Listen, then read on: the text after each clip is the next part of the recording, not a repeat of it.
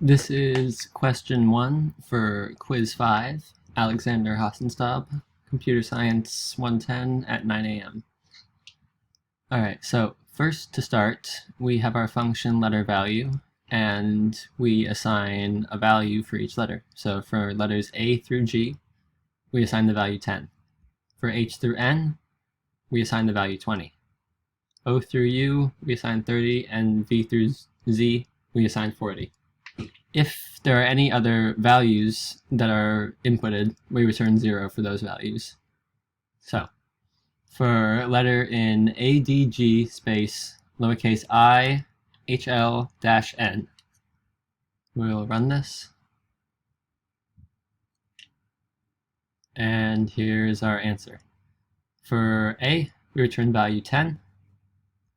For D, value 10, G, value 10. The space is an else right here, so we return 0. I is a lowercase number, so return 0. H has the value of 20, L has the value of 20. That dash is not a letter, so it also returns 0. And then N has the value of 20.